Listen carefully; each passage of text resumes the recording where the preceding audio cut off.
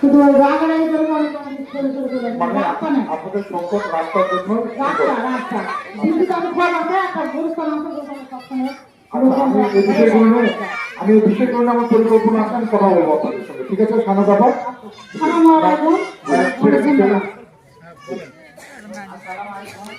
আমার বক্তব্য এটাই হলো, আমরা বেতুল ভুলে গিয়ে আমাদের ছেলেকে নিয়ে আসবো, তারপর আমাদের চাষ আবার হিসাব করে দেবো।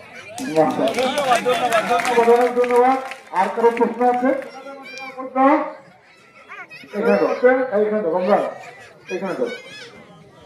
একটু আমাদের সারাদিন বক্তব্য দেবো অডিয়েন্স। উনি তারা 1 নম্বর ওয়ার্ডের অধীনে, কিন্তু আমরা কিন্তু চেষ্টা করবো আর কি শহরের কাছে যেন আমরা ওখানে শহর করি, বলা যাবে না, গ্রামও বলা যাবে না, কেমন যেন একটা অনেক ভালো লাগে তো, এবং বঞ্চিত আমরা।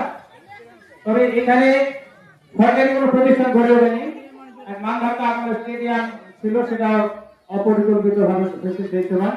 শহর মানুষকে শহরের জনসংখ্যা বেড়েছে, কিন্তু এরা এই এলাকার উন্নয়নের কোনো ছোঁয়া পড়ে না।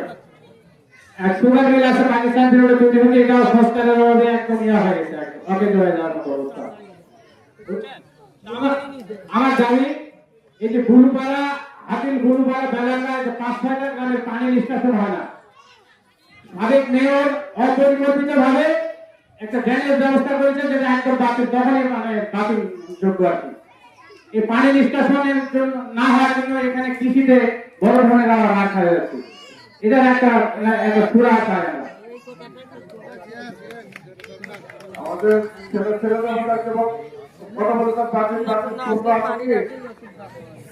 আচ্ছা, আমি আমার বক্তব্যে যাই, আমাকে আরো কিছু মিটিং দিতে হবে। আপনাদের তো মূল সমস্যা এখানে রাস্তার সমস্যা, শিক্ষা প্রতিষ্ঠানের সমস্যা, ড্রেনের সমস্যা, পানি নিষ্কাশনের সমস্যা। আপনারা কিন্তু দয়াভাবে বিভিন্ন জায়গায় পানি নিষ্কাশন করেন, কিন্তু নিজেরাই জলভোগ্যতা আছেন, এটা বিষয়। আচ্ছা, আপনার কোনো কথা আছে? জি স্যার বলুন, আমি তো শিক্ষক না, আপনার ভাই। আসসালামু আলাইকুম। আমার বাপের বাড়ি তাজুর মোড়, আমি থাকি গরুপাড়া। এখানে কারেন্টের পুরোটাই রাস্তাও নাই, একটা লাশ আমি ঘায়েব করে নিয়ে বাড়ির মধ্যে ঢুকবে আর ঘায়েব করে নিয়ে বাইরে আসবে, একদম রাস্তাঘাট নাই। পিস্তা খায় করে যে আমার হাঁটুটা ভাঙিয়ে গেছে।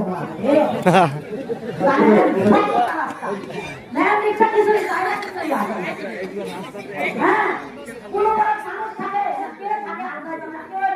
ভাবতে পারে না, হয়তো ঠিক করে 2 পাশে বাড়ি ছাড়বে, কেউ ছাড়ে না, কেউ রিক্সা ধান যাওয়া আসা খুব হঠাৎ করে ভাই আপনার কথা শিউলি